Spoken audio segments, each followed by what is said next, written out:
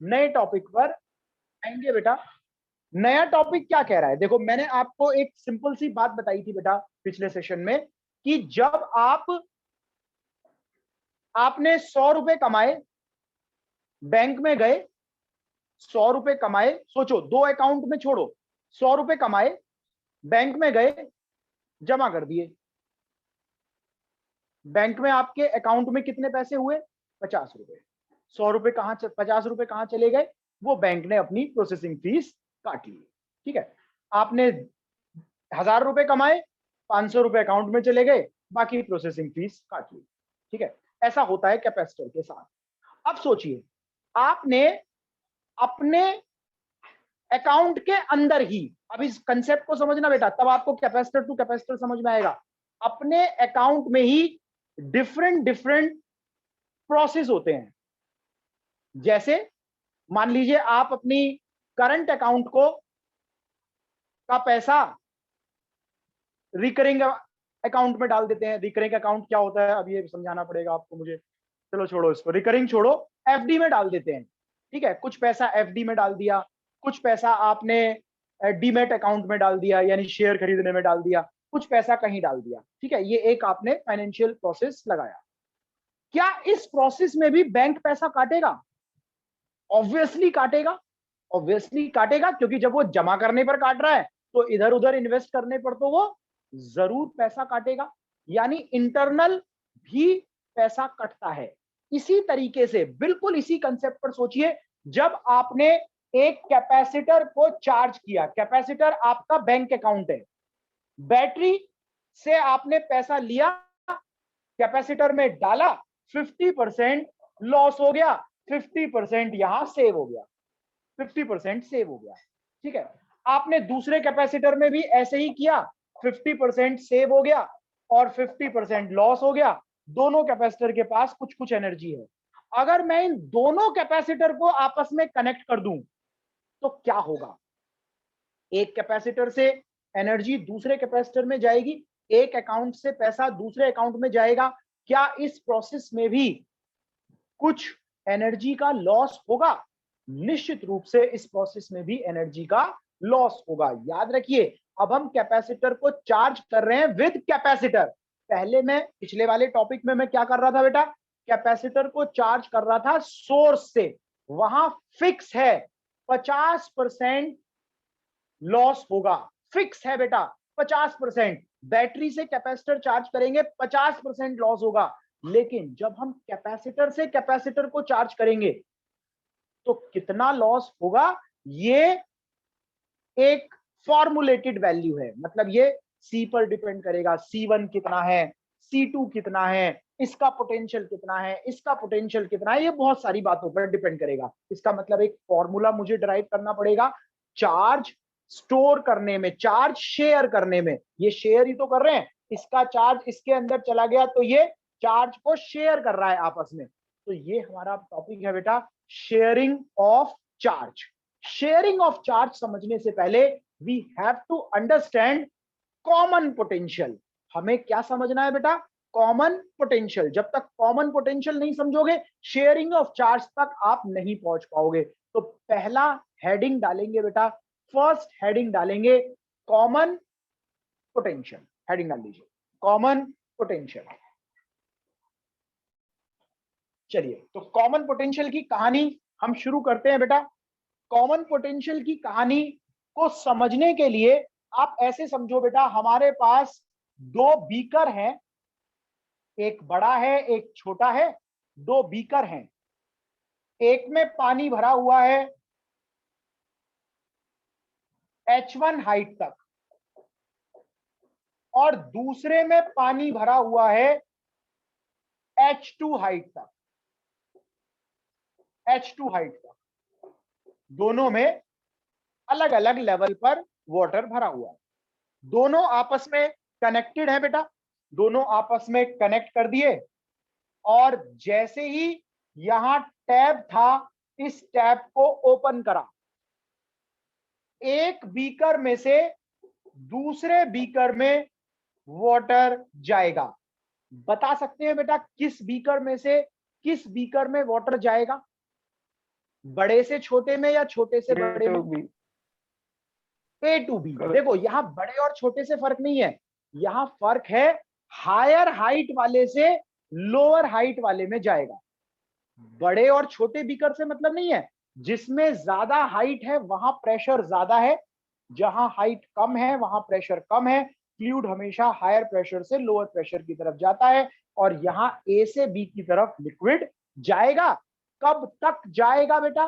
कब तक जाता रहेगा? हमेशा जाता रहेगा जब पर तक जब इन दोनों का इक्वल ना हो जाए। हाइट इक्वल ना हो जाए।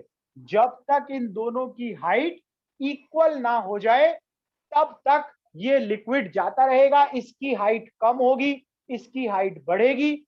एक समय आएगा जब दोनों की हाइट बराबर हो जाएगी, और तब लिक्विड यहां पर क्या करेगा बेटा? रुक जाएगा। ठीक है, बिल्कुल यही कंसेप्ट आप कैपेसिटर के केस में लगाइए। दो कैपेसिटर हैं, कैपेसिटर ए, कैपेसिटर बी। ठीक है, बीकर मतलब कैपेसिटर, बीकर मतलब क्या? कैपेसिटर। वाटर मतलब चार्ज, वाटर मतलब चार्ज। आपने इसे चार्ज दिया Q1, इसे चार्ज दिया Q2। जब चार्ज देंगे तो पोटेंशियल बढ़ेगा, जब पानी डालेंगे तो हाइट बढ़ेगी। समझो बेटा, पानी डालेंगे तो हाइट बढ़ेगी, चार्ज डालेंगे तो पोटेंशियल डिफरेंस बढ़ेगा। तो यहां पोटेंशियल डिफरेंस हो गया V2, यहां पोटेंशियल डिफरेंस V2, और यहां पोटेंशियल डिफरेंस V1। कैपेसिटी है C1 और C2, दो कैपेसिटर हैं C1 C2, इन्हें चार्ज दिया Q1 Q2, पोटेंशियल आ गया V1 V2। अब एक पोटेंशियल ज्यादा होगा, एक पोटेंशियल कम होगा। हम मान लेते हैं V1 ग्रेटर देन V2 है, V1 ग्रेटर देन V2 है बेटा। ये दोनों कैपेसिटर अगर हमने कनेक्ट कर दिए, मान लो दोनों कैपेसिटर को एक कनेक्टिंग वायर से जोड़ दिया बेटा, तो चार्ज क्या करेगा बेटा? हायर पोटेंशियल से लोअर पोटेंशियल की तरफ फ्लो करेगा। चार्ज हायर पोटेंशियल से लोअर पोटेंशियल की तरफ फ्लो करेगा। कब तक करता रहेगा? जब तक दोनों का पोटेंशियल इक्वल ना हो जाए।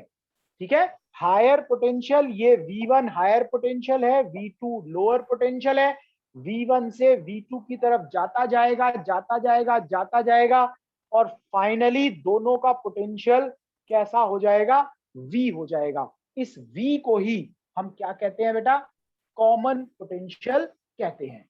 ठीक है, कॉमन पोटेंशियल कहते हैं। तो कभी भी दोनों दो कैपेसिटर को जब आप कनेक्ट करेंगे, थोड़ी देर के बाद वो दोनों कॉमन पोटेंशियल पर आ जाएंगे। थोड़ी देर बाद वो दोनों क्या हो जाएंगे बेटा? कॉमन पोटेंशियल पर आ जाएंगे। ठीक है, तो लिखना शुरू करेंगे थोड़ा सा इसके बारे में। Let consider two capacitor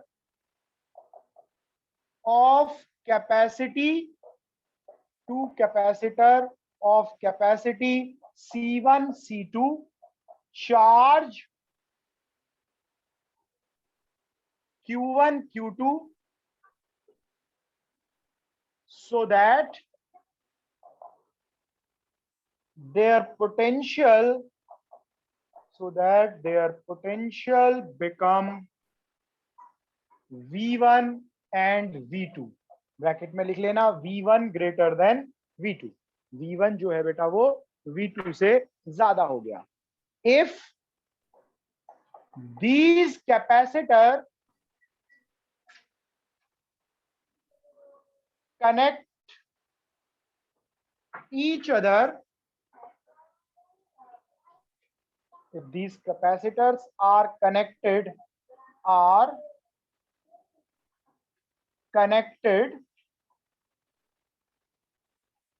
with each other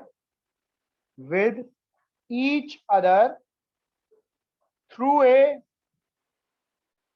conducting wire, conducting तो होना ही चाहिए, conducting wire, then charge flow from higher potential higher potential to lower potential, higher potential से lower potential, higher potential V1 से V2 की तरफ, and this flow of charge, this flow of charge remain continuous till this flow of charge remain continuous till their potential become equal, their potential become equal, till their potential become equal. This equal potential is known as common potential. V से denote करेंगे बेटा। This equal potential is known as common potential. वो तो थोड़े थोड़े खा के रहा, बचत खत्म। लॉस होगा बेटा? नहीं। चार्ज, क्या इस प्रोसेस में चार्ज का लॉस होगा? आंसर है नहीं, चार्ज लॉस नहीं होता बेटा। एक कैपेसिटर से दूसरे कैपेसिटर में चार्ज चला गया, चार्ज का लॉस नहीं होगा। किसका लॉस होगा? एनर्जी का लॉस होगा। वो भी लॉस नहीं होगा, वो भी हीट की फॉर्म में कहीं ना कहीं रिकवर होगा। तो हम यहां क्या कहेंगे बेटा? Initial charge, total initial charge is equal to total final charge. तो टोटल इनिशियल चार्ज कितना है? Q1 Q2, फाइनल चार्ज मान लो Q1 डैश हो गया, Q2 डैश हो गया बेटा। Q1 को लिख लेंगे C1 V1, Q2 को लिख लेंगे C2 V2, और यहां पर C1 V, C2 V, C1 plus C2 और V कॉमन आ गया, V इज इक्वल टू आ गया C1 V1 C2 V2 upon C1 plus C2, C1 plus C2। This is common potential. ये आ गया आपका कॉमन पोटेंशियल।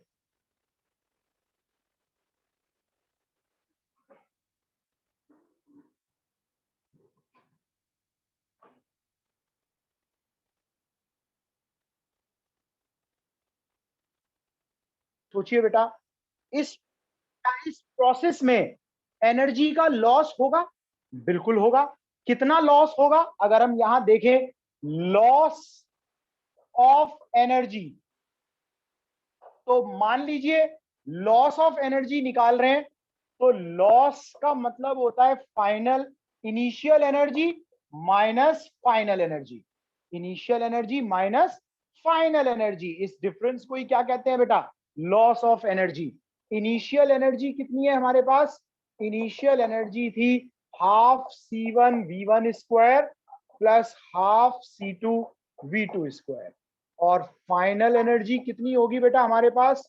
फाइनल एनर्जी होगी half C1 V square half C2 V square. ठीक है, दोनों की values हमने डाल दी।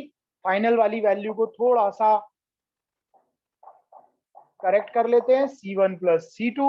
कॉमन पोटेंशियल का फॉर्मूला हमें पता है, C1 V1 C2 V2 square upon C1 plus C2 का whole square, C1 plus C2, एक स्क्वायर से वैल्यू कट गई, half C1 V1 square C2 V2 square, square नहीं है, अपॉन C1 प्लस C2। ये आपकी फाइनल एनर्जी आ गई बेटा, और इनिशियल एनर्जी आपके पास है। दोनों की वैल्यू डालेंगे यहां पर, और एक फॉर्मूला हमारे पास आ जाएगा, loss of energy in sharing of charge. ये 50% नहीं होगी, ये याद रखना। तो लॉस कितना आ गया बेटा हमारे पास? Final initial half C1 V1 square plus half C2 V2 square minus half C1V1 plus C2V2 का whole square upon C1 plus C2। ठीक है बेटा, इसे हम सॉल्व करेंगे। थोड़ा आगे चलते हैं, यहां पर हाफ कॉमन ले लेते हैं। C1 प्लस C2 एलसीएम आ जाएगा C1V1 square C1 plus C2, C2V2 square C1 plus C2 minus C1V1 C2V2 का होल स्क्वायर। ये आपके पास क्या आ गया बेटा? ये आपके पास क्या आ गया? लॉस इन एनर्जी का एक्सप्रेशन आता जा रहा है और यहां से फॉर्मूला डेवलप हो जाएगा। हाफ C1 C2 मल्टीप्लाई कर देंगे बेटा, C1 square V1 square C1 C2 V1 square C1 C2 V2 square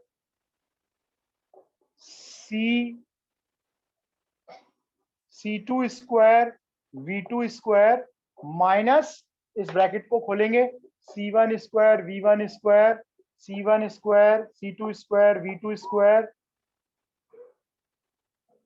plus minus 2C1 C2 V1 V2। यहां से देख लो बेटा क्या कैंसिल हो गया, ये कैंसिल, ये कैंसिल, C1 C2 कॉमन आ जाएगा, C1 C2 कॉमन आ गया बेटा, और अंदर बच गया V1 square V2 square 2V1 V2। Solve करके आएगा C1 C2 C1 plus C2 V1 minus V2 का whole square. This is loss in energy in sharing of charge. Process आप अपने हिसाब से देख सकते हैं बेटा, यहां पर कैलकुलेशन करके। और फॉर्मूला ज्यादा इंपॉर्टेंट है, डेरिवेशन बहुत कम पूछा जाता है बेटा एग्जाम में। ठीक है, अब कुछ सालों से तो ये पूछा ही नहीं जा रहा है क्योंकि आउट ऑफ द सिलेबस चला गया है अभी हमारा डेरिवेशन। ठीक है, पूछा नहीं जा रहा है, लेकिन इसके ऊपर न्यूमेरिकल्स अभी भी कंटिन्यूअसली आ रहे हैं बेटा। इस डेरिवेशन पर न्यूमेरिकल्स आ रहे हैं, इसीलिए मैंने आपको कराया। अगर मैं इसको सीधा लिखा देता, ये होता है लॉस इन एनर्जी, तो शायद वो फीलिंग नहीं आती कैसे आया।